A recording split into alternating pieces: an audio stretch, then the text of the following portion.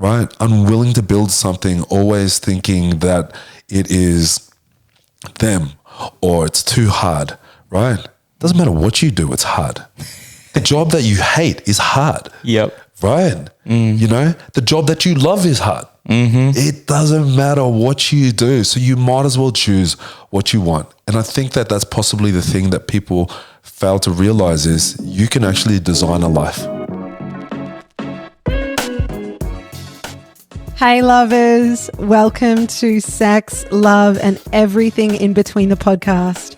We are the O'Neills. I'm Meg and I'm here with my husband Jacob. And the conversations we have here are real, raw, and very uncensored. They will change the way that you experience sex, intimacy, and relationships forever. We are stoked you're here. Enjoy this episode.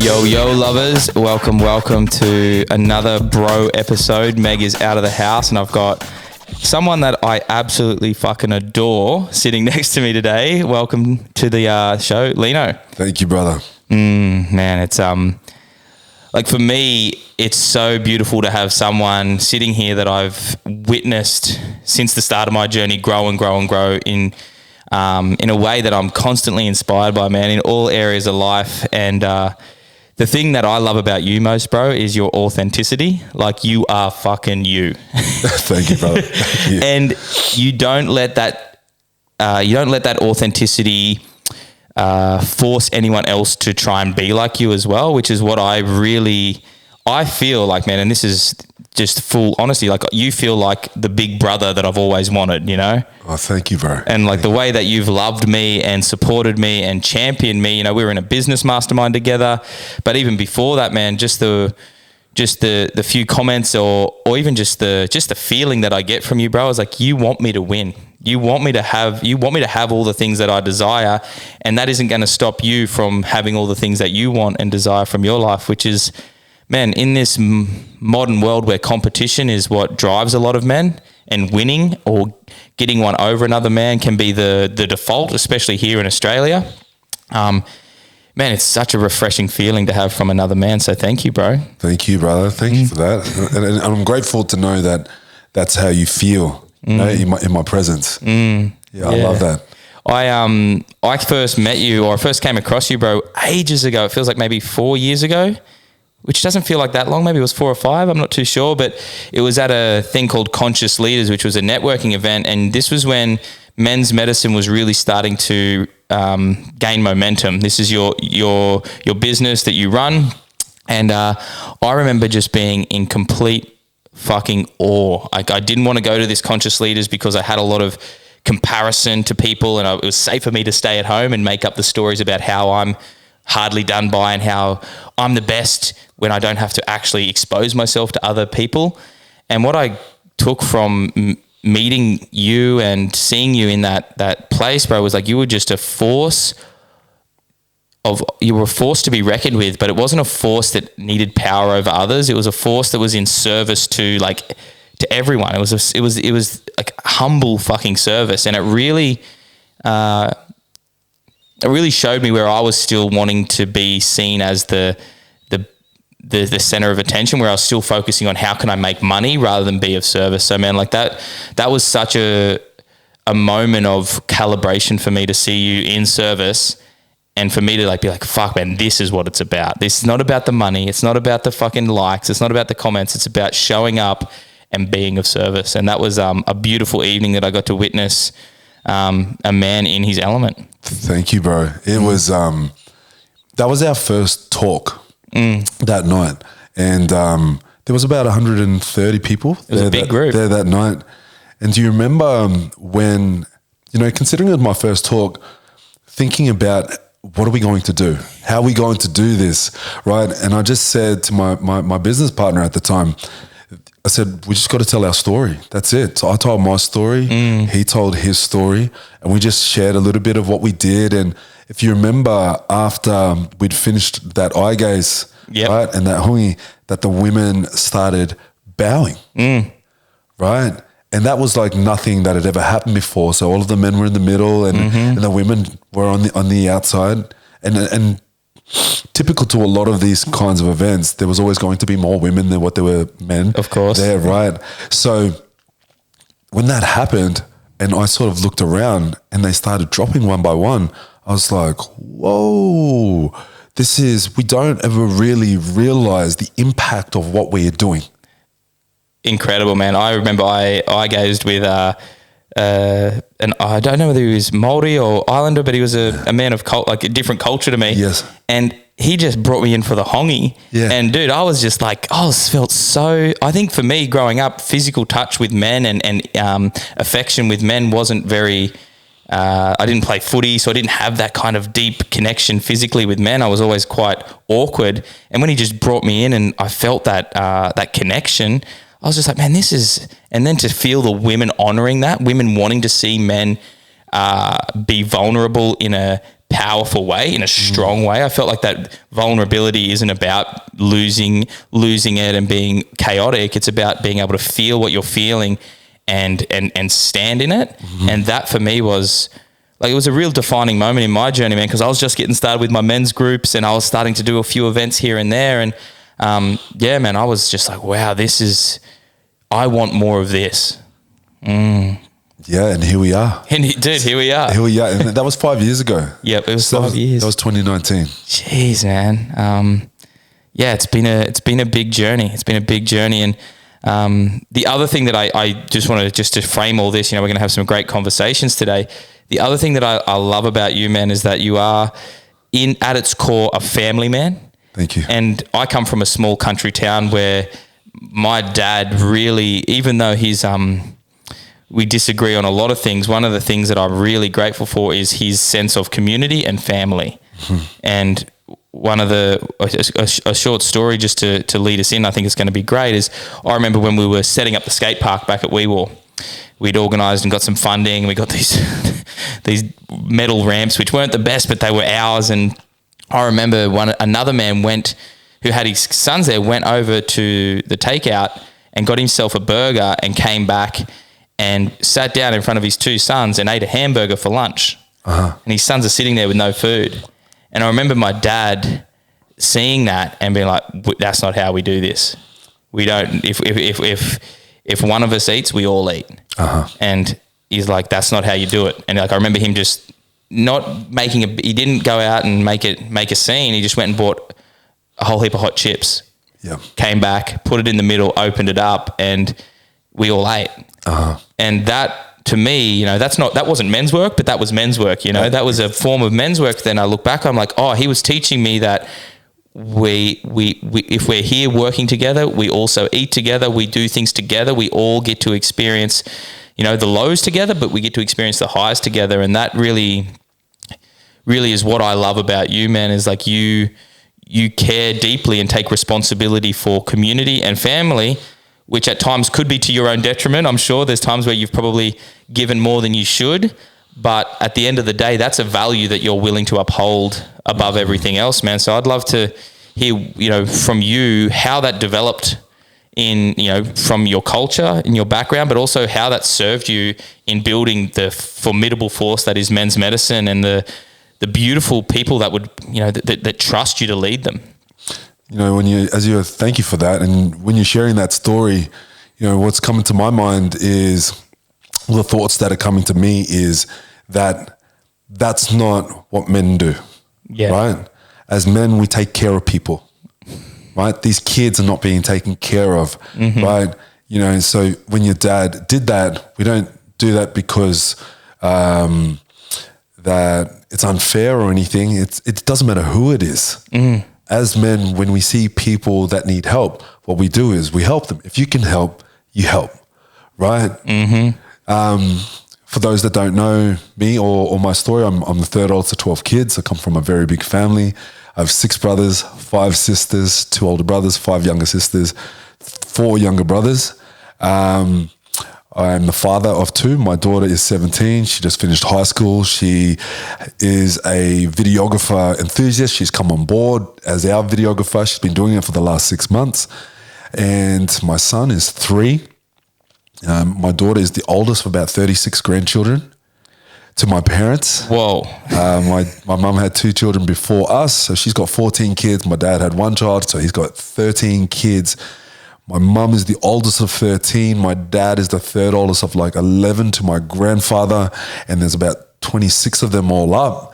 So family is a big part of who I am, and sharing is just what I know. That's it. Nothing's mine. It's always ours. What's mine is yours, and what's yours is yours, and we don't really own anything.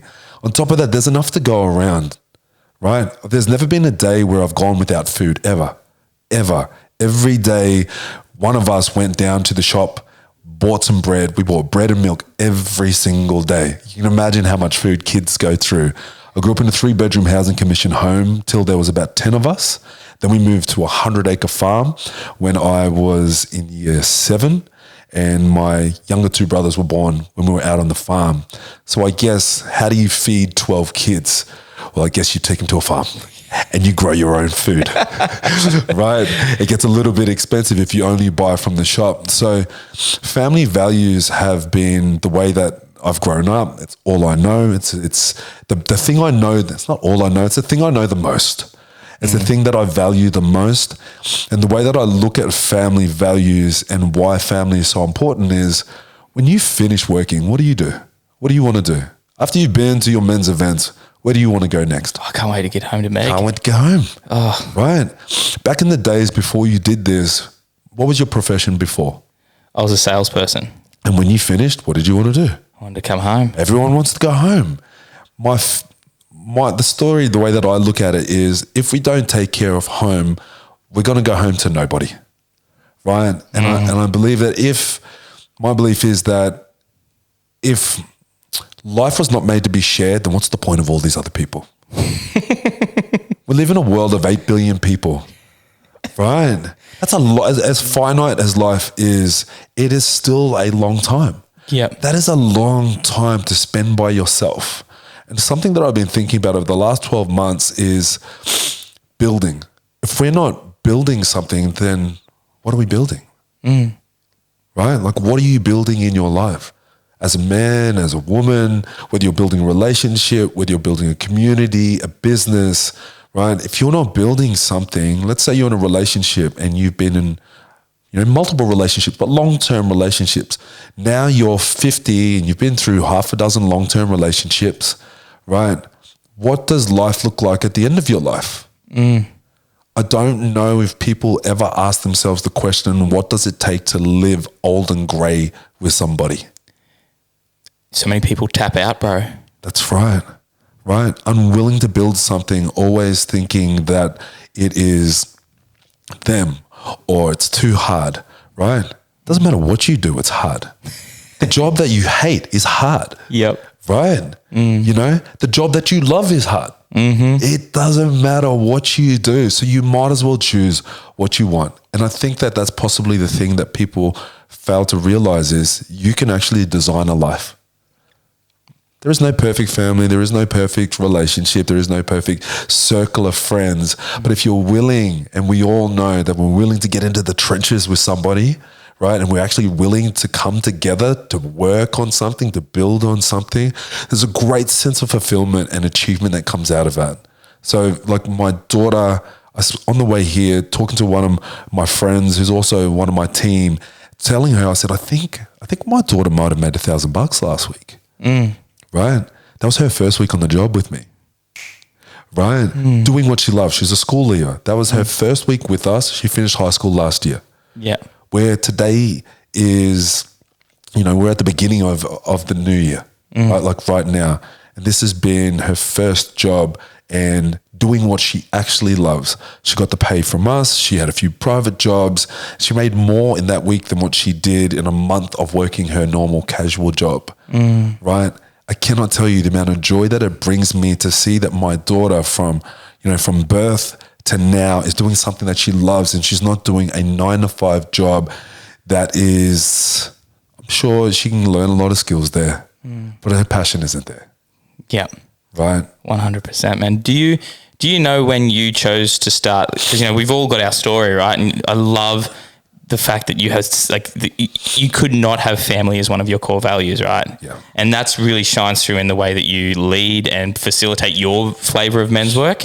And it's what I love about it. And it's why, if anyone's looking to go and do, I'm like, you got to go do a walk with Lino. If you're struggling to feel the responsibility, and you want to step up and you need to see, go and be with a man that's got the family, that's got the kids, that's got the things that I can't give you, you got to go walk with Lino, because he's going to drop some knowledge on you about that which you're stepping into. So was there a time where what was the defining moment where you're like, I haven't designed my life, it's time for me to get designing on what I actually want, because I'm either choosing hard shit that I don't enjoy, or I can choose hard shit that I do enjoy. Do you remember when that happened for you, bro? It was around 2014, and I had a falling out with my daughter's mother earlier that year, and then that changed my world. And I'm like, that breakdown that went between us changed me, and I told myself I never want to feel like that ever again. Yep.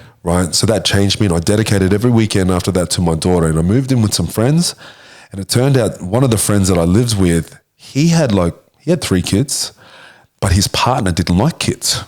So I couldn't work out why it was weird every time my daughter come over. And I started to realize, well, the solution's very easy. I actually need to move out. Yep. I'm a father. Why do I have housemates? Right. I'm just like, grow up, Lino. Well, that's like, you had to probably look in the mirror and be like, you're a fucking father, man. Yeah. You need to create the environment that's suitable for you to be the father you want to be, right? Rather than just playing the easy game. Cheaper to live with people. It's easier. It's such an easy go-to for a lot of men, right? And it's a trap. I talk of this. I talk about, when you go from being the knight to the prince. Yes. I think it's Esther Perel says that. Yes. And it's like a lot of guys want to sleep in the barracks with their bros. Yes. And have sleepovers every week in the share house. Yep. When it's actually when you choose to take ownership of your own domain, and you 100%. Have to start, well, man, I have to buy a couch. Oh, I have to be responsible for the, what's in the fridge. I'm no longer being able to kind of lean on this type of brotherhood anymore, because I'm choosing to step up and create my own. So that would have been what you're talking about is ownership. When you take full ownership of your life, not just paying your bills. Yeah. Right. So it was having to move out of that place. So I put the energy out there, the intention out there to the universe, and I set the date. I'm like, by January 2015, I need to be in my own place. And within a couple of days or weeks, I sort of shared it with my with the building manager, and then he told me this place was coming up, and I was, get out, right? So I moved into this place, and by the end of January and by the beginning of February, there was this strange thing that had happened, and I'm sitting there, and I didn't have my daughter at 2 weeks into our new place, sitting on my bed by myself in this apartment, and I was thinking to myself, oh wow, I have to go find a life, don't I? Otherwise, I become that parent that lives their life through their kids. Oh. Right? Oh. So that night, I actually met my wife. Is that when you met? That's when I met Sarah. Right? You don't muck about, bro, with the manifestation. No. So I went downstairs because I used to live upstairs shooters. Yeah. Right? I lived on the strip, right? Because I'm a man of convenience. We talked about this prior to this, right? So I don't like the idea of being in a car for longer than what's justifiable. An hour to drive to work and an hour to drive back. And that's no offense to anyone that does that. I've been there, right? I've sat in the car for 3 hours sometimes. If you're going from Brisbane to North Brisbane, right? Sunshine Coast, on a daily basis, you could be doing a 6-hour commute. Yeah. Right? I've done that, right? And the intention as we grow is that we start to become a little bit smarter. So I just started to make the decision, well, if I live closer to where I work, I don't even have to jump in the car. So I lived above shooters. I went out one night with some friends. Here I am trying to find a life, and I meet this woman. I invite her to come over the next day. And prior to that, I'd made a fair few poor decisions when it came to partners.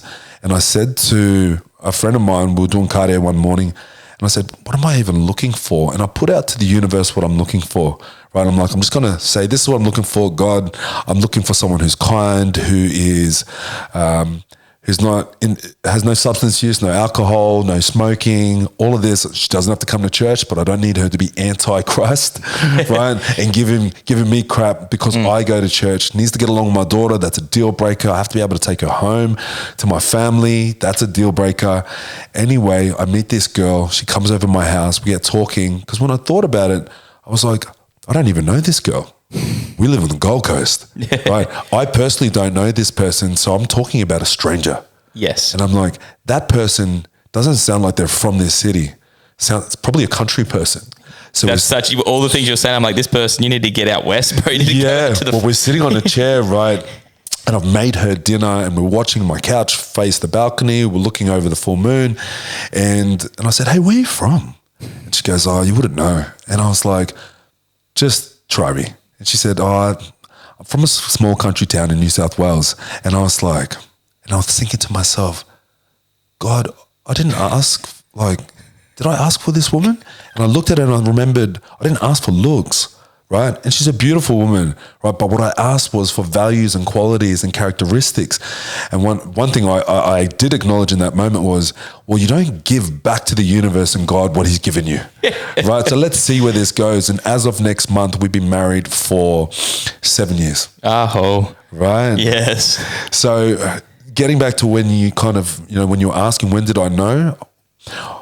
What happened was we were dating for 3 months. I said, look, it made more sense that she moved in. I said, but I'm not telling my daughter till we've come back from Tonga. Yep. I wanted to go dedicate and devote some time to my daughter. I owe that to her as a father to have these experiences. Took her to Hawaii. We went to Disneyland. We went to Tonga with my mom. And after all of that, I said, so daddy's friend's actually his girlfriend. She's like, what do you mean, Dad? Following that, around that time, people were saying, why don't you, saying to her, why does he never tag you? Why does he never post about you? And in today's world, this is a typical thing that women might say. Of course. Right? So I said to her, look, I think it's important to give people what they've earned and what they deserve, right? I'm not hiding you, but I'm not looking to be in a relationship and then not in a relationship. I'm not interested in anything temporary. So what I want you to know is that around the 12-month mark, I'll put up a post, right? Because I'm looking for something long-term. When that time happened, I did that and I said, how about let's celebrate it with a holiday, right? Anyway, she'd never been overseas before. When it comes to January 2016, I'm sitting there and I'm writing my plans and I'd planned to go spend Easter in Thailand and live the laptop lifestyle, right? As you do. Yeah. So I'm making these plans and I'm thinking, well, what am I going to do with this relationship? She was hanging out the washing and I thought to myself, well, what if I could actually build a life with this woman? What if she can actually come with me? I do like her. I do get along with her. I said, babe, come in. She said, yeah, what's going on? I said, what do you think about marriage? She said, yeah. I said, what do you think about kids? She was like, yeah. I said, cool. Okay. And I made my plans, right? Right. Can I just share, that's the masculine magic there, bro. You plant a few seeds, you get a bit of intel, but you don't just then give away the full plan. You're like, okay, I've got the information. This is more data for me to keep moving forward in my life. That's fucking. I'm like, you are now part of my plans now. Right. And I'm like, we're going to go, because, when we travel with people, especially partners, we get to know whether we're compatible or not. Yeah. Right. So we'd celebrated the 12 months. I'd booked the flights to Thailand. We went over to Thailand. We had a great time. She was great to go with. And I'm like, after my daughter's 10th birthday, I'm going to propose to this woman. Right. My daughter had her birthday. We'd been to a few weddings. Still great to go take her, meet my friends. It's all working out well. And then I proposed to her after my daughter's 10th birthday. I guess that family value, my daughter deserved to celebrate her 10th birthday without the overshadowing of my engagement. Right? As her father, I wanted her to have that. That's awareness, guys. If anyone's listening, that's a man who is aware of what he's responsible for. That is a man that is aware of what he is responsible for. He's not just thinking about what is best for him. He's thinking what's best for the family unit, the community. And it's what I love about you, bro. Please continue. Thank you, bro. Well, after that, I proposed. And 6 months later, we got married. Right? I'm like, at this point, we all get to a point in our life where, like I was 32 at that time, we should know a couple of things. Yes. Right? If we don't know a couple of things by that time, we're clearly not paying attention, right, to anything, right? We're just choosing to stay in that night. We're playing into, it's ignorant. We're in denial a little bit, I believe. Yeah, right? And we're talking like, and I've been talking about this a lot lately, like you're just living in boy psychology, right? You just want to hang out with the boys. And I'm like, look, hanging out with the boys is really, really important. But unless you plan on marrying them and going to bed with those fellas, right, you should probably learn to go home. Yes. Oh man, I say this to so guys. I'm like, the boys, and there is a we call them the boys because when we're around them, we act like fucking boys. We quite often. That quality is it's important, right? Yeah. I would say that it becomes a part of your life, not all of your life. No. So for me, I chose the relationship and I overcommitted to the point where I lost my crew. Yes. And that was my biggest challenge. But I believe the same thing. Guys get stuck in boy psychology and they never leave the barracks or the share house to go and build, like you said, like you went and you created your kingdom. You're growing, this is what I'm going to start with. Yes. And it's my domain. Yes. And with it, and then, I might actually write down or, think about what I would love in a partner. You created the space for that to actually. Well, that's where the design, the life sort of came from. All I did was I just wrote down, it was the beginning of the year, and the concept that I had in my mind was a couple of things. It was like, if you want to know where you're going, then you'll have some kind of an idea of those next 2, 3, 5 years of your life. And that if you want to know where you're going as a woman, ask your man where he's going. Yes. So if I'm going to commit to this relationship with this woman, right, where am I taking her? And I can't take her anywhere where I don't know where I'm going either. So I'm just making this up where I go. I'm like, all right, okay, cool. Well, it's only 12 months in the year. I know how old I am this year. I know how old she is. I know that this year's 2016, which means next year I'll be a year older. And I ended up projecting till I was 40. And I just turned 40 last year. And then I actually projected 20 years. Right. And I was like, okay, this is how old I'll be in 20 years. My partner, my daughter. And I was like, oh, if we have kids, we kind of need to have kids like here. Oh, we actually don't have as much time as what I thought. I was like, oh, okay. And I wrote down a list of things that I wanted to do. And all I did was take them. Then I put them where I wanted to do them. And when I looked over it last year in December, we exceeded far beyond what I had written down. And I say all the time, it's really hard to hit a goal that you haven't set, right? So, it's really hard to hit a goal that you haven't set. Yeah. Fuck, man. Right. So, and I'm like, when I look at this, essentially what I was looking at was my life. Like, this is all it is. And I'm like, this is my time. What do I want to do with my time? And the fact that we were able to raise the money and save the money from over that 6 months to propose to her, have the engagement ring, get married, go on a honeymoon, right? The way that I set those goals out, I was like, it gave me such a great sense of belief that I hadn't had before, right?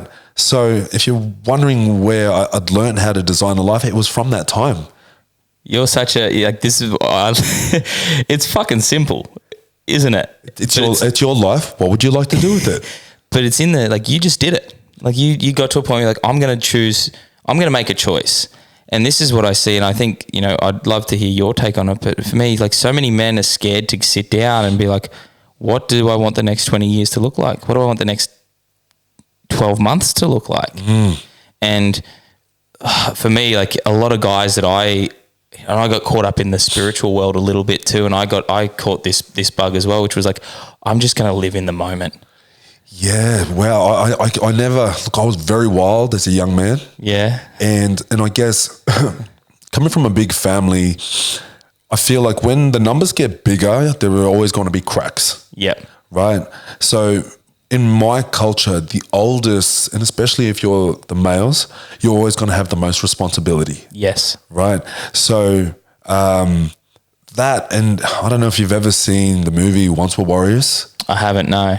Well, that's what my home was like.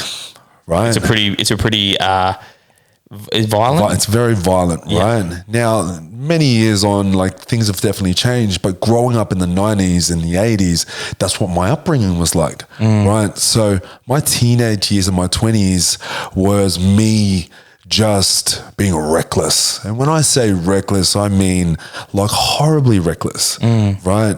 And, you know, becoming who I am now and who I was at that time was the end result of me being exhausted of my own shit, tired of myself. You get to a point where you realize you're the common denominator. I am the reason why everything has worked, but also why everything failed as well. It sounds like you weren't really focused on building. No, I was building nothing. Right? But what I learned was I could actually build things. But I also had a really horrible habit of breaking things down too. Yep. Right. And I had this little concept of, all right, so, you know, let's say you've had a big night before, right? Yes. And you are a enthusiastic human. Yes. Right. When we are under the influence, do you ever find you have a lot of great ideas? Massively great ideas. And you ever notice how the week after they all disappear? Right. Yeah. I had a concept was, what if I could hold on to those ideas? Is there a world, is there a reality where I could actually, what would be really great is if all those ideas that I have when I'm under the influence, right, if I could just have them and actually make them come to life. And I'm like, I probably actually need to let go of the substance and the big nights and the wild partying. I've got a gut feeling I can make it happen without it. Turns out you can. Surprise, surprise. Surprise, surprise. Right. And it turns out you can actually build things, right, normally in your right mind. And I recently went to a festival and my mate said to me, bro, do you get tempted? And I just said, no, my normal life is far better without alcohol. Right. I can have a celebratory drink, but after that, I start to notice how it disorientates me. Yes. Right. And that disorientation takes me out of my higher self. And that version of myself is like, he's a great guy. He's a G. He is. Right. He's awesome. Right. But the disorientated version of me is clouded. Right. He gets confused. Right. And vision gets blurry, words get slurry, right? And all of a sudden it starts to get carried away and it gets muddy. And I'm like, man, I've been here before. It didn't amount to anything. It did, and then it didn't, and it did, and it didn't. And I couldn't build a damn thing. Yeah, man, because I have a lot of guys that wrestle with coping mechanisms, one of them being alcohol. And, you know, I say alcohol for me isn't bad. It's not good. It's not bad. It's alcohol. Yeah. It's our relationship to it, right? And you and I are big on the relationships, whether it's with family, with our goals, with what we put in our body. So I have this saying that I live by with alcohol, which is I enjoy a drink, but I don't need a drink to enjoy myself. Yeah. And just like you said, a celebratory drink, I'll have a beer in the fridge and it could sit there for 3 months. Yep. And then there'll be a night where I cook a really beautiful roast and the music will be just right. Yep. And we've had one of those weeks where everything's gone beautifully and I'll open a bottle of wine and Meg will have a glass of wine and I'll crack a beer and we'll eat a meal together and I'll drink the beer and it'll be a moment of celebration and I won't need it to get me anywhere. Yes. And that's my relationship now with alcohol. Yeah. Where in the past, it was how many can I drink to get to the state that I need to feel free, but at the cost of the thing that I've built. Yes. Yep. And it's just sort of, it just never stacks up. It doesn't, man. It doesn't. Never stacks up. If you want to be responsible for building something long term, I don't believe it stacks up at all. And for me, my 20s was start, stop. Great idea, a little bit of momentum, and then self-destruct. Yep. And it just, the amount of pain that it comes with and hurt and destruction, right? That it sort of comes with, with allowing yourself to get carried away. I just can't see how it stacks up. Nothing good ever happened really after midnight, after 2 a.m., and all I know is like the results like stand for themselves, and I'm so much more integral without it. When I have a celebratory drink, whether it's my birthday, whether it is, a milestone, an achievement, right? That one drink means, it means so much to me because I'm celebrating and it tastes so much better. But it's only that first drink. Yes. Anything after that one feels indulgent. Yeah. I'm not having it because it means something to me. I'm just having it because I can. Well, I often think about this. I was starting to trying to put it into perspective with myself around this. I'm like, okay, because alcohol was my kind of access to my distorted freedom. I could do anything on alcohol. Yeah. Talk to any woman, get cheeky to any man, climb any tree, do anything reckless. Yeah. I wasn't responsible. I was reckless. But then I asked myself, I was like, would you drink 15 Gatorades? Yeah. Would you drink 15 and then more? Like, would you drink 15 green smoothies in a night? I'm like, no. And then, well, why are you drinking 15? That I understand, beers? And it. I was always the last man standing. Yeah. Right. So it's like I could just go for days. Yeah. Right. And I'm like, that's not an achievement. No. Right. Like I went to Queenstown about 2 years ago with a group of friends, and like I'd got about half a dozen drinks in. I'm like, I know exactly where this goes. Yeah. Right. So like I haven't had a big night out since 2018. Right. That was the last time. And after that, like I just let it be that. And it's just, life has progressed so much each year.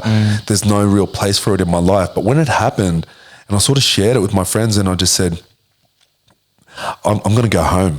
Like at this point, I could just stay out all night. Yeah. Right. And I'm like, it doesn't go anywhere. So I just was like, it's ice cream time. So it's time to yes. So I'm off to the convenience store. I get the same ice cream every single time. I get a dairy-free Magnum ice cream, almond Magnum ice cream. Another one. Right, exactly. Yeah. And then I'm like, I'll buy two because I'll finish one before I've walked out the door. I need the other one to take care of me in the car home. Yep. Yeah, so it just, the same thing on my birthday. Like I thought, I actually reserved it. I'm like, we're going to have a big night. I ended up like 2 drinks in. I'm like, babe, what do you reckon about pizza? Right. We jumped on a Lime bike, or ordered a pizza, and then got home in time for the pizza to be there. And I just think life itself, that's the high, right? My son, my daughter, my wife, our life, progress. Man, and it sounds like your priorities have changed, right? It's like alcohol's no longer the thing. It's like, I actually want to feel, I enjoy that mate. It's so funny you say that, because I'll buy that 2 ice cream thing. I always buy 2 ice creams. He's like, why are you buying 2? I'm like, you don't understand. Like, one's gone before we're back in the car. Like, I need the second one. And you're in the car thinking to yourself, I really should have got another one. Definitely. But that choice that you made, man, is like hey guys, I'm going to go home. It's ice cream time. Yeah. I'm done. Like, that is a shifting, like that's a shift. Like I'm no longer going to do what I've done because it's not going to take me to where I want to go. For me, that's the mystic, the magician, right? That's the part of you that is helping support you to make better decisions. I can see where you want to go, and I've got the answer. Here it is. Yeah. And then it's your free will to choose that. That's right. It's such man, like for me, I feel so many men could value, like, if they actually if they had the ability to listen to that inner mystic that was trying to show them what's behind the veil. Hey man, if you choose this, look what's on the other side. Yeah. I'm definitely in that camp of like, oh man, like I'm looking at the next 10 years of my life. I got married a year and a bit ago. I'm wanting to become a father. I look to you and a couple of other really powerful men in the industry that I'm in, and I'm like, wow, you guys are doing it. Like, you're doing and what I hear is like, you have made a decision to prioritize the responsibility of family, of business, and anything that isn't serving that, and the longevity of that. Yeah. You know, I know a lot of men that can plant seeds, but they don't know how to water a garden. Yep. And unfortunately, you know, I've seen some family members do this. I've seen close friends do this where they fall into responsibility before they've chosen it, and they reject it, they resent it, and it leads to them choosing the safe job because they have to. Yep. Choosing the alcohol because they can't find freedom in other ways. And man, like, yeah, just that idea of making that decision and then finding ways to cultivate the connection without the mechanism of alcohol. I saw that you and Sarah went to a festival the other day. Yes. Yeah. What did it feel like to go and have a fucking ball with your wife at a festival listening to music that you love without needing anything? Well, it'd been 12 years since I've been to a music festival. So for me, it was liberating in the sense that, you know, there was no drugs, there was no alcohol. Yeah. Right. We had one, we stopped. So we jumped on a line bike, understanding that the queue from Main Beach down to the Spit is going to be long. It's going to be a long walk and it's extremely hot. I said, what we're going to do is we're going to get some line bikes and we're going to ride the whole way down, you know, beachside. We'll stop, we'll get a martini. Yep. And then we'll keep going. That way we're in that festive sort of, you know, mode. Yep. We'll get matching shoes. Like really, this isn't the first time my wife and I have been to a festival. And let me also just like, say my wife and I, we've never been drunk together. Right. Yes. So she's been a big influence in my life in the sense of she's never taken a drug. We've never been drunk together, and she's never had a cigarette in her life. Wow. Right? So she was a big influencing factor on why I would make some smarter decisions with my life. And I married her to be with her, not to be without her. Man. So many men that need to fucking realize that. And like what happened, this one thing happened one time. We went to a wedding. There was a kick on after. Someone said to me, "Where's Sarah?" And I said, and I looked around and she was like in the corner and she was just like chilling out, right? She was a little bit sleepy and I'm like, it's probably time to go home. We're at a housewarming a couple of months later and she went to sleep in the spare room and I'm like, who am I going to choose to be? Is this what our life's going to be, where I'm having a wild time and my wife is like waiting for me to stop? And I'm like, you know, and as I'm talking to this about, you know, right now, that's what my childhood was like with my father. Like with my mother, I've never seen my mother drink ever in my life, right? So I was grateful that I was able to have enough awareness. I'm like, okay, you know what? The days are numbered, right? And I remember telling my best friend at that time, at a Bucks party, and I said, you know what, bro, this is probably our last hurrah, hey? And he goes, what, you found God? And I was like, bro, I grew up going to church, right? I said, but I've got things that I want to do in my life, right, that aren't associated with any of this sort of stuff. And I would be out of integrity and I would be a hypocrite, right, to go to a whole bunch of things and not let go of this life, right? And I've shared this a couple of times in the sense that when I told them how I know they're my friends, my real friends, is because we still have a friendship to these days. But they don't ask me to come out anymore, right? So when we went to that festival, it was so many things that have, you know, been overcome. 12 years later, I was comfortable to go to this festival. You know, it's the first festival I've ever been with my wife. She deserves to be able to have this first time experience. So we go, I bought them those tickets for her birthday, along with a whole bunch of other things. And we've gone there, and I haven't been to a festival for so long. So I'm standing there, and we're standing like in the GA. And what I'd forgotten was I'm not used to GA. I'm used to like being part of the crew or in the VIP or being right up the front. And I'm standing there and I'm like watching Bone Thugs and Harmony and I'm like, this is nice. And I'm thinking to myself, I don't know how long I'm going to last here. I'm like, I think I'm going to be lucky to last 2 hours. And I said, let's go get some water. So we go to get some water. I see my cousin, he is running like the security of the place, right? And I said, oh, look, can I get an upgrade? And we had this long conversation. Anyway, later on, I run into another friend and he get taken care of. Yeah. Right. So my wife gets to have that experience. Yeah. Right. And we get up and I'm like, I want to make sure she gets the full experience. So I've got her on my shoulders now. Oh, bro, the full festival experience. Yeah. And we're up at the front. People are finding us because they can see us. I saw Sarah up on the TV. Yeah. Right. And she's up there and we're seeing all her favorite artists, all the rest of it, but we're completely sober. We're dancing. We're having a great time. Yes. All the rest of that. And a lesson I actually took away from that day was the lesson of understanding to let go of good to get the great. Because I get home and I put up the post. We had a great time. I get a message from my friend, you left. Now, he came to a couples workshop of mine many, many years ago. Right. And I said, yeah, sorry, bro, my sober body. You know when we feel like we've disappointed someone? Yep. And I could feel that coming. And I was just like, what do I tell him? Right. And I'm pretty sure he's one of the agents to many of these artists. He's actually Mike Tyson's agent. Wow. Yeah. Right. Anyway, we built a friendship over the last couple of years. Yeah. Right. And he said, bro, I would have got you backstage with me. And what the penny drop in that moment, like I said to you before, I've had the ability to build things but break them down.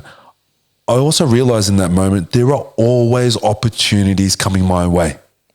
Here I am being super, super grateful to get VIP, to be there in the VIP section, giving my wife this experience that was grateful, that she absolutely loved. But I completely forgot, right, that I always have more opportunity. Right. And this opportunity of actually being able to be there, meet artists, be backstage, all the rest of that. And here I am thinking that I'm trying to get out of the heat. We're up front stage, back, front, back, because it was super, super hot. Right. We've been going through a bit of a heat wave. Could have been at the back with the aircon. Right. And I'm just like, this happens all the time, Lino. There are always great opportunities, that come your way. If you could only just pause for a moment. Just for a moment to have an awareness of what's also available, right? I was just grateful with that. And I'm glad that she had a great time and I had a great time, but that was a lesson I took away from it. And I'm like, okay, well, next time I'll be aware of these things. Yeah, man. But beyond that, we had a great time. Oh, and it's like, you wouldn't have had that awareness of like, you have to go and do these things. Like if you had said, oh no, I don't go to festivals anymore. Yeah. You wouldn't have had the awareness of like, next time when we do go, I know these people. I can build these, I can open myself to these opportunities and choose them. But I just love that because I remember when I started to, ease off, I definitely didn't stop, but I eased off drinking and I'd go to some of these experiences and I'm a dancer. Like I love to dance and I love music, man. Music is a big thing for me. And I remember dancing one night. We went to a whole festival in Newcastle. I can't remember what it was called, but we went to it. And then afterwards we went out and I just danced. And I danced like I was on drugs, man. Yes. People were like, you're fucked. And I was driving. Yes. So I danced for like 4 hours straight to this DJ that was just playing music. I don't even remember what the music was, but we were just dancing, having a ball with the crew. Yeah. And then I drove home. Yeah. People don't realize this is accessible to you. Well, and then through like a lot of the spiritual stuff, man, like an ecstatic dance. Yes. Now Meg and I, rather than, and I've never been drunk with Meg either. I've been drunk, but Meg and I haven't been drunk together. I've definitely, made some silly decisions and gotten a little too loose for my own good and learned through that. But, now for us, we will go to an ecstatic dance and we'll dance for 3 or 4 hours. Yeah. And then what time is it? It's ice cream time. Yeah. Back to BP Tugan, a couple of ice creams, coconut water. Yeah. And then what happens? Everyone else comes there. And the kick-ons is organic ice cream, coconut water, and having a laugh with our friends, man. Conversations. And then before we know it, the plan's to go surfing the next morning.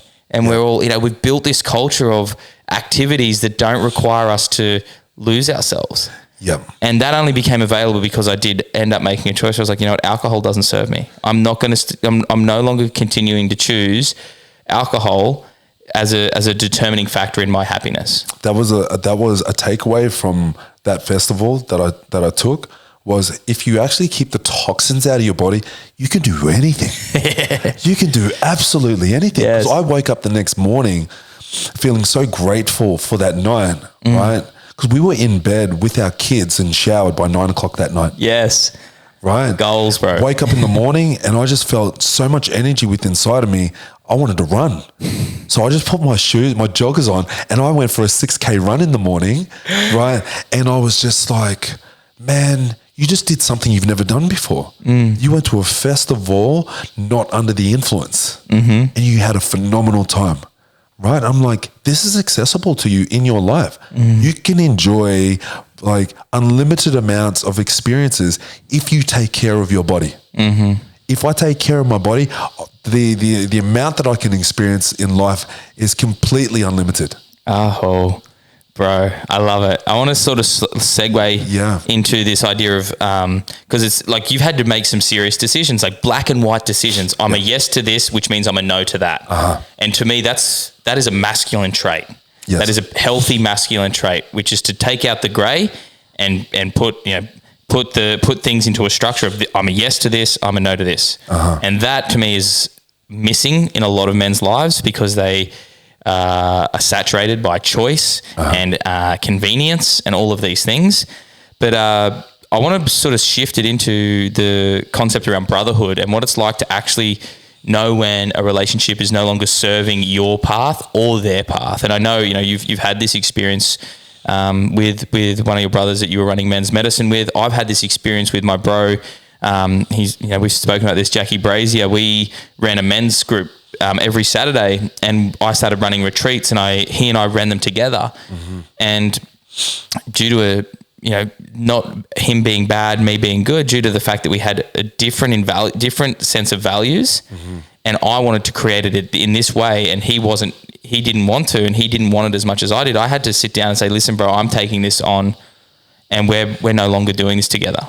Yeah. And we had to separate, and it was it felt like a breakup, man. Like I was nervous. I was sweating before I had the conversation. He was really anxious as well, and we were really worried about what it was going to mean. Yeah. And because we both had some form of like anxious attachment to the relationship, we'd built a bit of an identity. It was like, we do this together.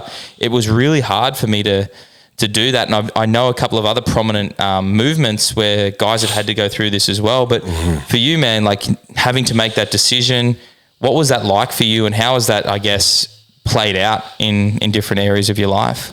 I think coming from a big family, that one of the things that I've learned is sometimes in life things don't work out, especially separating from my daughter's mother, right? Sometimes we were engaged and, that didn't work out. So when this breakdown happened, and I guess that having that sense of knowing of who I am, like definitely helped me at that time, but I'll keep 100, man.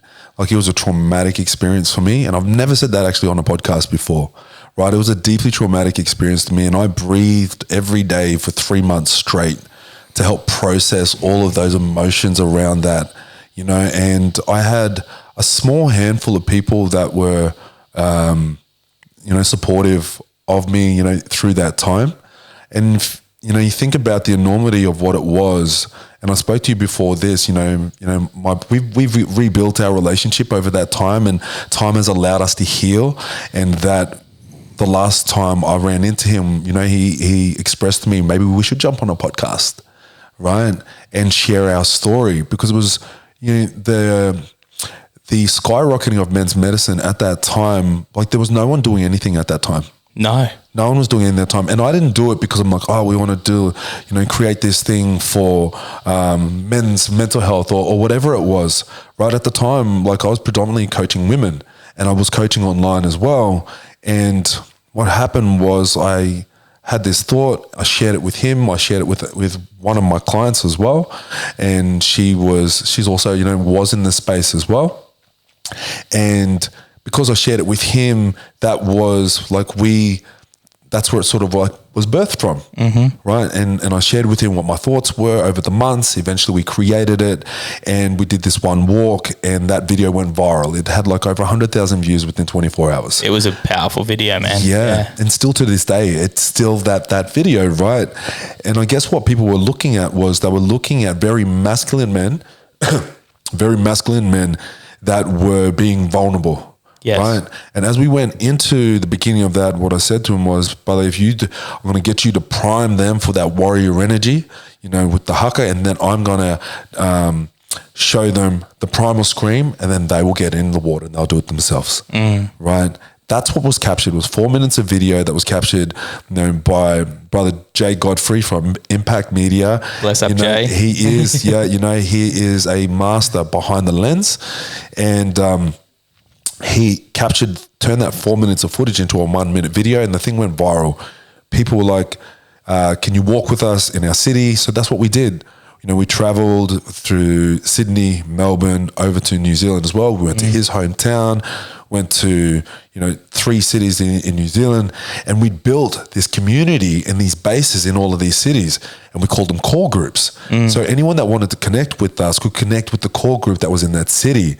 So we've got thousands of people now, right, that are part of this community, and within 24 hours, it comes crumbling down. Right? There's one video that goes up was just like this domino effect. He had shared that it was, and I'm not sharing anything that's hidden. He expressed that it was no longer for him, and then just like one by one, right, comes crumbling down, falling apart. And I'm watching this. I'm up at the Sunshine Coast with my mum and my dad, and I remember, and I could feel it, like in my physiology right now. I'm walking with my mother, and she's going, son, what's going on? And I sort of told her, and, and it just was just comforting to be with my mother at that time. And I just watched everything fall down, and it was literally left with like pretty much 2 of us, right? Me and my housemate, right? It was actually 4, right? And so we had 2 other brothers that, chose to align with us. But we're talking about like thousands of people across 2 different countries, multiple cities, crumbled down to essentially 4 people, right? So we had to rebuild again. So it was I still hadn't, forgotten who I was, right? I'm just like, I know who I am. I'm not confused by that, right? So I had to navigate myself through that. And, never once did I ever get on and, judge or abuse him, about it all. My understanding around it all was like, we are 2 different people, right? And I'm like, how can I judge him for not being like me? I can't, right? And I don't desire for him to do the same towards me either, right? I don't want anyone to be like that towards me, so I'm not going to be like that towards anyone else. So I spent the next 3 months breathing every single morning, processing those emotions that came to me every single day, because I still had a community of people that still wanted to be part of it, right? And I'm like, I still have to show up, right? I still want to show up. I still choose this, right? Not just for me. I still choose to be a stand for the people. I still choose to be who I am in my family. Right? I'm not confused about what I see and what I feel and what I envision, right? It is going to be a hard road back. And it was, right? But I still chose that road. And over time, bit by bit, we've kind of ran into each other, because our daughters went to school together, right? Now they've finished high school, and he's built his movement as well. And my experience of our interactions is each year, that we're actually interacting better, and the last time I ran into him, I was walking down the street and I could see him from afar, and it was like it was from a movie because it was golden now and the sun was shining down, and he is a 6'3" man, about 110 every kilos. Right? Every move you make. And the light was shining on him, right? And he has this big, joyful smile, right? He just always does, right? A very photogenic man. He is, and man. He's a brother. good-looking man. And he's walking towards me, so I guess like maybe this is for me, right? And I'm with my wife and my son, and we meet and we connect and we hug, and it was just like, we had that conversation, and as I'm sharing it before, and I said I could feel this in my physiology, as I'm sharing this moment right now, I can feel the settling of my physiology, right? I don't know if people are willing to allow time to heal. time has been a healer for us, which has been really great because we always know, like when we're just clicking with people, that's just the nature of, him and I are, as well as, my last business partner as well, who was my housemate, right? We just have these relationships. So I'm grateful to be able to be in that energy and that space with him again. But if you want to know what it was for me, it's what everything I've shared. It was a very challenging, a very traumatic experience for me. I'm grateful that I was able to navigate my way through it. I've definitely had people that have gone through what we're talking about right now, ask me for advice about how to navigate their way through it. I've never gone on and slandered. I'm like, social media isn't where you air your laundry out. Oh. Right? Your brothers are. Right? Where you can unpack and process. And we lean on each other to be able to support us, to shine a light, right, on what there is to learn from this. We don't get into mob mentality and all of a sudden get our pitchforks out and go, F them and all the rest of that sort of stuff. Yeah. No. That is not what we do. Not at all, man. And, that's the beauty of responsibility, and what it teaches you is that you don't project your pain, or you don't go back to old ways. You've got your practices, you've got your breath, you've got your brothers that understand the vision. They understand the goals, and they hold you to that.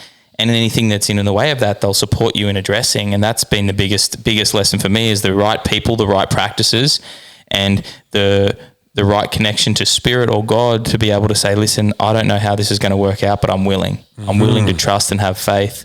And that's it. And like you said, time, if you give something time, it will heal. Yeah.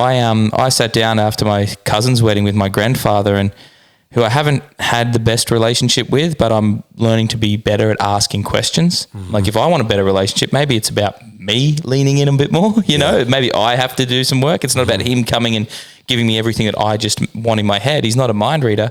But we sat down, and he just shared some of his regrets around like not having a great relationship with my mother. He's like, I wish it had have been another way, because hate takes a long time to heal. Sometimes it takes too long. And what I heard in your share then was that you didn't let hate overcome you. You said, yes, it was challenging. Yes, it was traumatic, but it was almost like you were willing to feel what was beneath the hate, which was grief. Yeah, it was. There was a point. And I just want to also mention, some of the brothers that did help me support, me at that time was, Luke Hecker, who became my business partner after that. And he's gone on to, bigger and better things for himself now. Yeah. And he's been, living a very successful life now. Brother Ra. Yeah. Andy Archie, Jared Grantham. Oh, well. Yeah. Right on. Right. That, he helped me like immensely. Right. And there was definitely a time we were in a container and I actually accessed that grief. Right. And it was the first time I had the space and took the time and had the awareness to process the grief around the relationship breakdown between Wah and I, right? And what I experienced was there was joy on the other side of my grief. I didn't know that, right? I couldn't have experienced that joy without accessing and feeling that grief.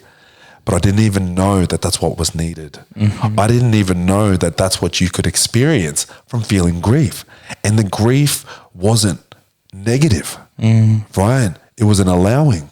And as I allowed, right, I got to experience all the sadness, all the hurt, that came with that, and let go that breakdown. Because it definitely felt like a relationship, right? And we were so deep. When I ran into him the other week, he said, I said, it was only 6 months we were together. He goes, what? And I said, I understand it might have felt long. He goes, bro, I thought it was like 2-3 years. And I said, no, we fit so much life into that 6 months, and we did things that most people wouldn't have done, right? When we walked in New Zealand, I did the recon. I drove from Wellington up to Hawke's Bay, did that walk, drove to Hamilton. After that, drove to Auckland. Someone met me there. Then we came from there. We went back to Hamilton. They flew in. They had landed at like 1 a.m. We were actually starting driving off at 3. So they just stayed up, right? So we would operate off maybe like 2 hours sleep. I reckon you would have been feeling more alive than ever, man. It would have been one of the things. We were so alive all the time. Oh, dude, I love it. One of the guys that I really I've learned a lot from, his name's Michael Gurian. He runs the Gurian Institute in America. He's an old school dude. And I read a book called The Wonder of Boys. And one of the core needs, one of the core desires of young boys is an adventure and a best friend to have it with. Yeah, that's what it was. And that's what it sounded like, man. It sounded like you're on an adventure with your best friend. And then when the adventure's finished and you both had to go home, the breakup happened. You're grieving one of the core fucking desires. And I'm sure if anyone's listening, has anyone ever had a sleepover or been on a school excursion or been on camp and you don't want to go home? There's a point of like, I want this to last forever. So that's what we would do, right? We would all sleep like in the same place. We'd have the mattresses out. Yep.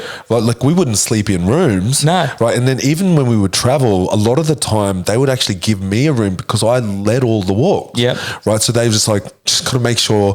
They would call me, in Maori, te reo language, they would say, kori koro. Like that's grandfather. They would call me koro, right? And they got to give him like a good sleep, right? So I would just go off and I would go sleep, but we would all sleep on the floor together. Yep. And because no one was doing what we were doing at the time, there was no blueprint. No. Right. Making it up as you go along. I'm just the coach who's leading what we're doing and we're just all in this together. Yep. Right.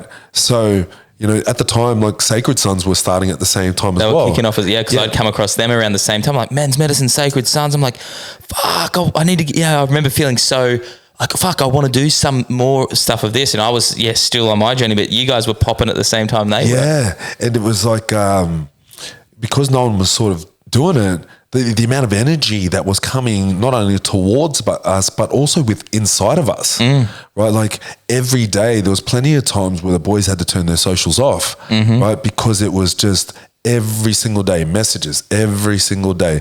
Turn the WhatsApp group off because every single day, messages. And I'm sure you can understand with what I'm talking about. Yeah, man. Right? It was like a wildfire. So I guess I'm also of the belief speed kills.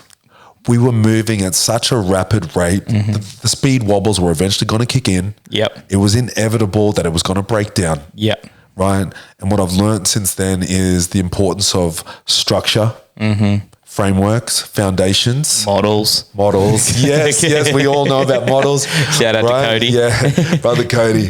And, the importance of having this stuff, especially as a man, if you want to build, right, and if you want longevity, these things have to be part of what you're putting together. Yes, 100%, man. You're so right.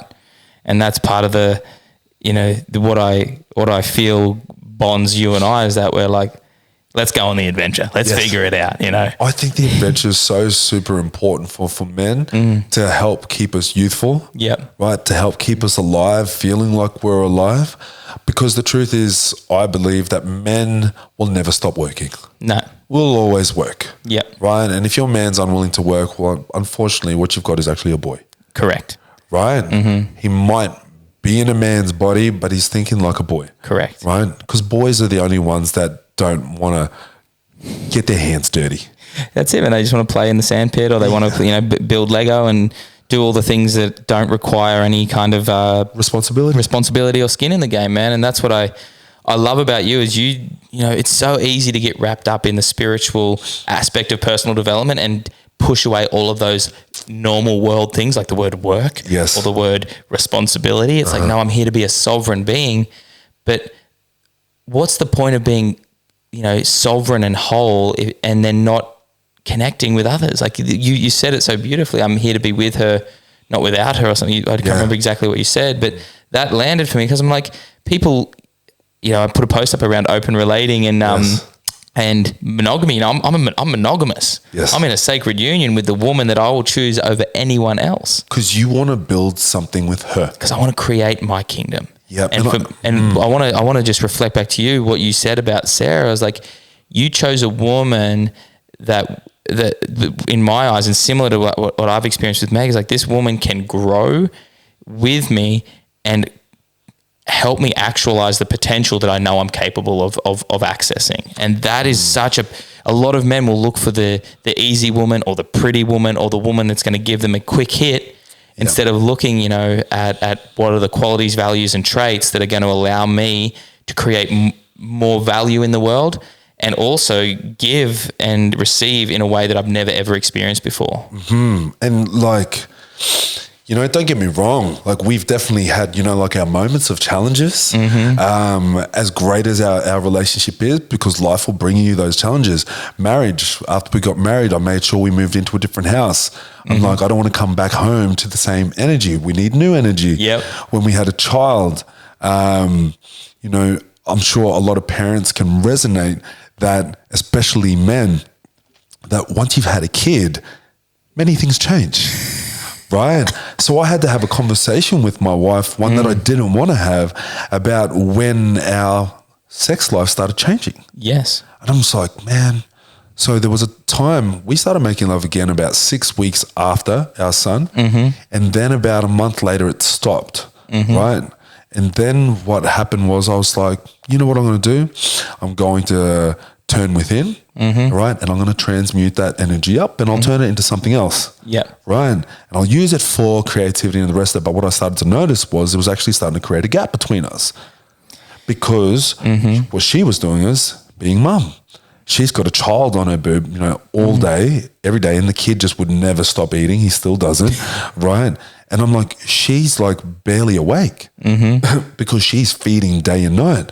And I'm like, if I just keep on taking care of myself, I don't think she's actually going to know.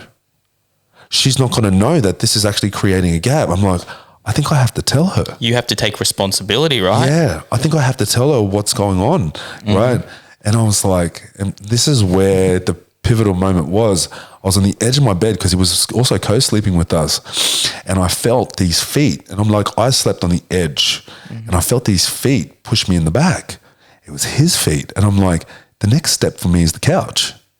And I'm like, I either say something or I move to the couch and I become resentful. And I'm like, oh man, do I really have to say something? I'm like, but if you don't, and I told her, and she had no idea. Why? Because she's focusing on feeding the child, right? It also highlighted a few other things that I'm always the initiator. Right. So now that we've come across this predicament, it was time for her to initiate, but this hadn't happened before. So I'm just sitting back and I'm just like, it feels like we're teenagers waiting for something to happen. Right. But like these difficult conversations, like they're so necessary. And if you really want to actually share a life with somebody, you know, we have to be willing to have these conversations, and we want someone who's going to reflect things back to us that we will have the courage to lean into. Yes. I think that's one of the biggest things I see men balk at or shy away from in their relationship is they'll know something needs to change.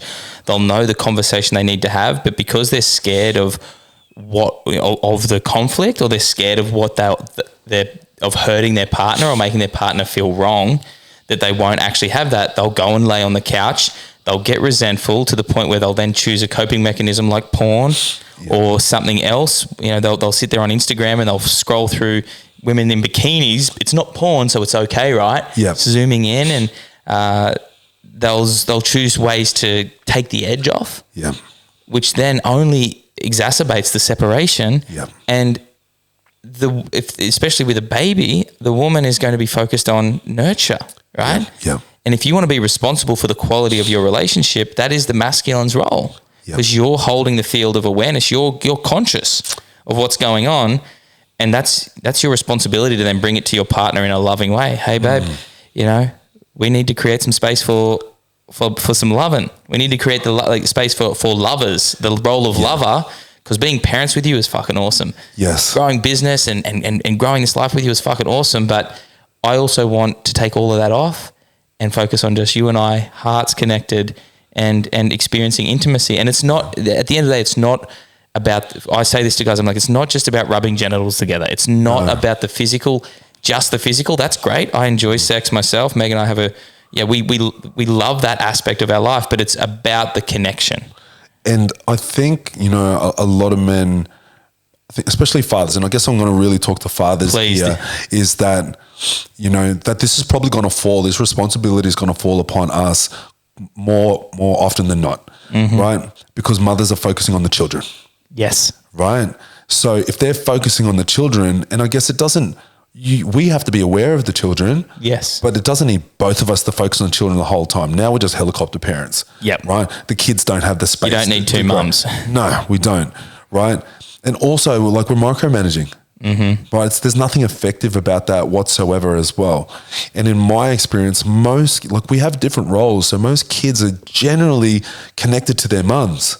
Right. So as you're trying to come in and try and be a parent as well, that's not teamwork.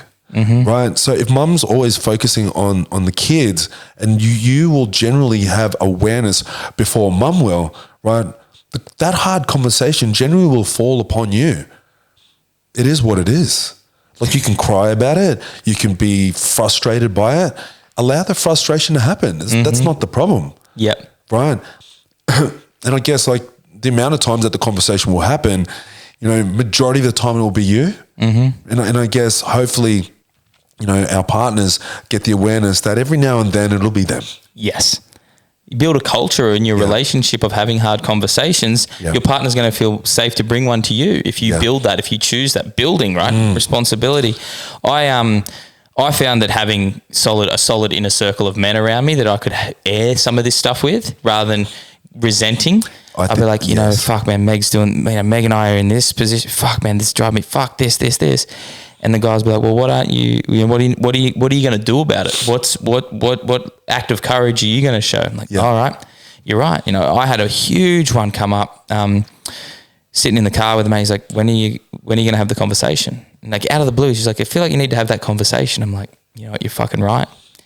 Need to have that conversation. And it was one of the biggest conversations Meg and I had prior to our wedding. And it was a big one of those make or break conversations, when that happens and you're like, fuck, this needs to, I'm scared to have it. So it's obviously it could go either way. And when I finally opened up and had that conversation, what it allowed, what level of understanding and compassion and love came from that, it showed me that our relationship can handle anything. Yeah. And this thing that I'm building with her is what I'm here to build for the rest of my life. And it showed me it showed me the power of, like we can use sacred union. It showed me the power of choosing someone and giving all of you to that someone. And I think that, man, like the way that you show up, I'm always inspired by the way that you show up and you don't shy away from any part of the responsibility that comes with being a fucking man. This is our life, right? This is our life. It doesn't have to be confusing if we choose it. When you said before about, choosing all of her, it reminded me of, prior to my relationship with Sarah was, my energy was with my partner, but it was also elsewhere as well. And I asked myself the question, what would it look like if I just gave one person all of my attention, all of my energy? And I thought to myself, probably be awesome. Guess what? Turns out it's awesome.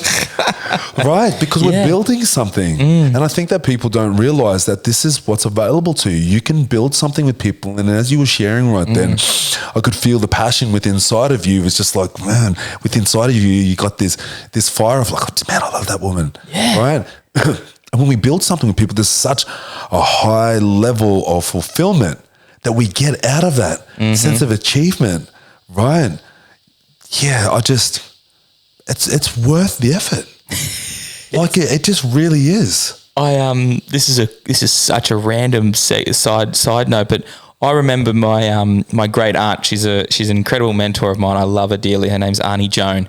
Everyone in my life knows about her because I'm constantly telling stories. She's 94 or 5. She's a powerful businesswoman. She's never had kids, and I've kind of slotted in there and learned a lot from her. And she's been able to almost be a teacher of mine. Yeah. But her business partner and her partner, Frank, who died 2 years ago, I remember going into his house and he had a fry pan that he bought for she was married before and he was married before. So this was with his wife. Then they both lost their partners and they, spent time together and nurtured each other, walked each other home. Yes. And he pulled out this fry pan, and it was the first fry pan he ever bought his wife. And he spent a week's wages on a fry pan. And that was when he was in his late 20s. And he's in his 90s using the same fry pan to cook eggs. Yeah. And I said, that is a man that saw the value in investing in something for the duration of his life. And I learned more from that fry pan and his relationship with that fry pan than I have in, in all of the books that I've read. I'm like, this man values something and sees a relationship with it for the rest of his life. Mm-hmm. And I think that scares a lot of the modern men who have grown up with plastic cups and takeout food and prepackaged meals and all these things that we can just buy and throw away and get a new one tomorrow. This is why I believe that women are so important to us, right? Because without them, we would have one couch, one spoon, right? Not even a knife and fork, right? Tupperware, we'd still be eating out of Tupperware containers, right? But when women come into our life, like my wife, when she moved in with me, that was my first place I'd ever lived. But when I moved out, when I'd separated, I didn't have furniture. I always lived in furnished apartments. Yep. So when we moved out of there into a new apartment, we had to buy furniture. Yep. And I was like, this is the first time we've ever had to buy furniture. I'm like, this is the first time I've ever had to buy furniture for an actual home. Yep. Right? And I'm just like, just because you turn 18 and you can go clubbing doesn't mean you're a man. Nope. Right? Definitely not. Just because you can pay your share of the rent doesn't mean you're a man. You're in the building. You're in a phase. You're in a part. This is part of the journey, right? But I call it the fuck fight feast. It's the knighthood. It's, I get to go out to battle. I get to come home and celebrate. And then all I'm doing is I'm waking up looking for the next battle. And for the men that are listening to this and we talk about, the knight and the prince and the king, a great book that talks about that is Alison Armstrong's. Sorry, I said Esther Perel. Yeah. Right, Alison Armstrong. And Esther Perel, she's great. Yeah. Great. Love Esther Perel. I came across her around her TED Talk around infidelity. Mm-hmm. That definitely helped me support other relationships through infidelity. Yep. And as I said before, what does it take to live your life to your grey and old with a healthy, successful relationship? Man, no one's been through more problems than them. Yeah. But no one solved more problems than them either. Yes. Right? It just, man, life's about sharing. Life's about giving, and if you think it's not, well, let me know what it feels like at the top by yourself. Yeah, man. How's the mountaintop when you're on your own? Yeah. It's funny you say that, man, because when I have something awesome happen in my life, you spoke about what do you do? I can't wait to get home and tell Meg. It makes me emotional. I can't wait to come home and say, hey, lover, guess what? Yeah. Look at this. Look what I did. I want to share this with you, man. And if it's, I feel like crying because I feel you cry, bro. But that's, man, and I think that's, that if you have that in your relationship, you can have that with other people as well. My relationship has been so healing for me to learn how to let people in. Yeah. I can, the way you've loved me, man, we've been in rooms together where I'm frustrated and I can feel I'm like, and you'd be like, you got it, bro. He's like, don't worry about it, man. Let's just do what's next. And you're like, you got this. And just like that, just being able to let people in after a lifetime of trying to control and sort of worry so much about not being loved. My relationship has taught me so much about that. And because of that, I'm able to come home with excitement and share things that I would normally just sweep under the rug. It's like, oh, yeah, okay, next. What's next? What's next? I never, ever get the time to stop and smell the roses. And I think when you build a life with someone, you get to build, a book of memories that you can revisit and share. And like you said, with the breakdown in business early on, if you hadn't have had that, you wouldn't have the story to share to add value to other people who are going through it. And I think there's a lot of people that are reading the same chapter of their life over and over again.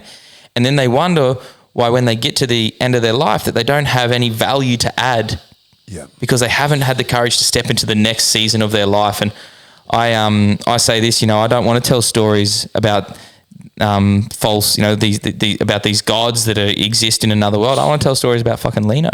I want to share stories about my grandfathers. I want to share a story about my old bosses that taught me things. I want to share a story about Frank and his fry pan. You know, Yes. I want to know these men that will become immortal through the stories that I tell my children, and then they tell their children's children, and that's legacy, man. And you know, I look to you as a powerful leader, as a beautiful husband, and as a father, which is what I'm moving toward. Hopefully this year, that's what I'm wanting. And that's what I love, man, is that you don't shy away from any of those roles, and you don't let any of those roles take away from the other roles that you play in your life, man. So you're a formidable force and an amazing capacity for love to exist in this world, man. I'm so grateful for you. Thank you, brother. Is there anything that you want to share about fatherhood, or anything that you want to leave some of the listeners with before we close up? I did remember Danny Morrill. Are you familiar with Danny Morrill? Yeah. And he talked about, how to show up as a man when with your partner, but not only with your partner, like, our partners go through that. They go through menstruation, they go through pregnancy, all of these sorts of things. And a penny dropped with me that when we are having children, right, I don't know, the penny that dropped with me was, I'm not sure if men are aware of how much time you're actually going to have to take the back seat. Mm-hmm. Right? There's the time from the moment you decide you're going to have kids, or if it isn't planned, there is the pregnancy period. Mm-hmm. Then there is after, right? Until they're walking, talking, right, can feed themselves probably out of nappies. We're talking anywhere from 3 to 5 years, right? If you're having children, have had children, and if you think the sex has changed, it's because it has. If you think the relationship has changed, it is because it has, right? And all I want to do is just bring to the awareness that in that time, that is the nature of the beast. That is part of the journey, right? And there is a different level of manhood and leadership that is going to have to come out of you in that time. Do not think that is forever. Right? A lot of men might think that is a death sentence. There's very few women that I've ever experienced that have not gone through postnatal depression. It is going to be a challenging time. But if it was easy, everybody would do it. Right? Greatness was not formed through comfort. If you want the legacy, right? The immortality. And immortality is the fact that people still talk about you even far after you've gone. Yes. Right? That doesn't happen because you're ready to leave when it gets tough. Right? There is a look in your children's faces that happens because of the man that you became in that time of building a family. Family isn't easy, but it is worth it if you are all in. I will look at the camera on that. I put up a post yesterday. What does it take to raise a child? It takes everything you've got. As they change, you change. As you grow, they grow, you must grow, right?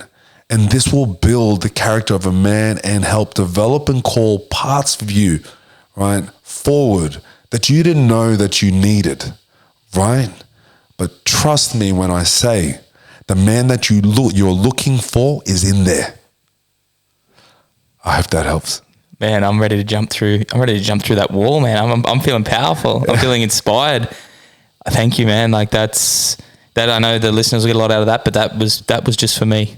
What you shared, man, I felt that deeply, and I'm looking forward to meeting that version of myself, sooner rather than later. So I look forward to the challenge. I welcome it, and I know that for me, I know I've got the right men around me. I know I've got the right woman beside me, and I've got the right practices to meet my edge and then see what comes after it. Because I know that at the end of the day, an initiation isn't an initiation if I know what's going to happen. Yep. So this is a part of life, and it will change because things have to. They have to. And it's like, doesn't matter how much you know, right? Like when you're in it, you're like, I actually don't know anything, do I? all the notice and information in the world, and I'm here, and it's like, it's not what it says in the brochure. No, right? not at all. It's far beyond that. Oh, that's what I get so many guys, they're like, oh, but David Data said this. I was like, yeah, David Data's You know, he's living his own life. You just read a fucking book, man. 100%. I was on a call yesterday and that was, being said, and I've read this book and I've read that book. And I said, look, nothing will impact you more than being in the arena. Oh, yeah, man. I just want to say thank you. Thank you so much. It just brings me back to, humble service. Humble service. As a man, I'm here to be of service to that which I choose to be responsible for. And you show me what's possible. You show me what I want and what I know I'm capable of creating. So thank you for leading the way for me and so many other men here on the Gold Coast, bro. I know I wouldn't be doing the work that I am doing if it wasn't for what you chose to do. Thank you, brother. And yeah, man, I look forward to many more conversations, and I no doubt we'll have to come back when I do have a little one. Eventually, we'll have to do volume 2. Yes, where I come back and I tell you that you were right about everything. I do have one last question. Please. What does becoming a father mean to you? Man, it means that I get to give love to something in a way that I've never given love before. It's gonna like for me, I've